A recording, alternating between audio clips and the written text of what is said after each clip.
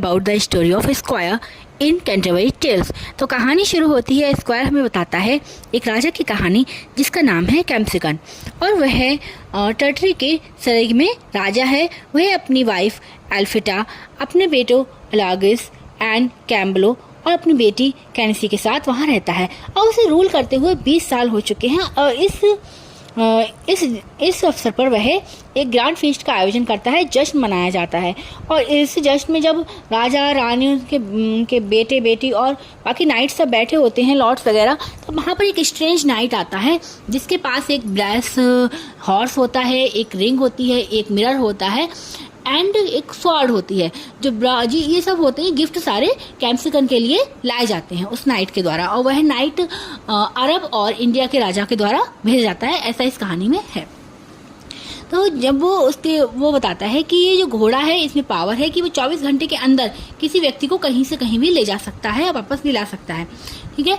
और जो मिरर है वह दुश्मनों की और दोस्तों की पहचान कर सकता है और भाग्य के बारे में भी बता सकता है।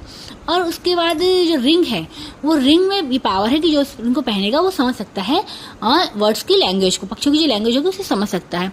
और जो स्वॉर्ड है वो किसी भी आर्मर को भेज सकती है और वार कर सकती है। अगर कोई कितना भी मजबूत आर्मर पहने हुए हो, कितना भी मजबूत सा कवच हो, लेकिन वो उसे भेद के उसे घाव दे सकती है और उसी से उस घाव को ठीक भी किया जा सकता है। उस स्वॉर्ड में ये पावर है।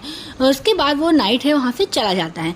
तो वो ब्रास हॉर्स जो होता है वो वहीं दरबार में रहता है, बाकी सब चीज़ें ले जाई जाती हैं, रख दी जाती हैं। लेकिन रिंग जो होती है कैनेसी, जो कि राजा की बेटी है, उसे दे दी जाती है।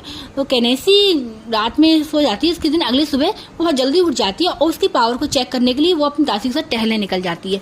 तो वहाँ पर उसे एक फीमेल फैल्कन मिलती है जो कि दर्द से चिल्ला रही होती है और जो घायल होती है। तो कैनेसी उस फैल्कन को उठाती है और उससे पूछती है। अब वो उसकी भाषा को समझ सकती है क्योंकि शी हैज द रिंग, ठीक है, that has the power to understand the language of the words.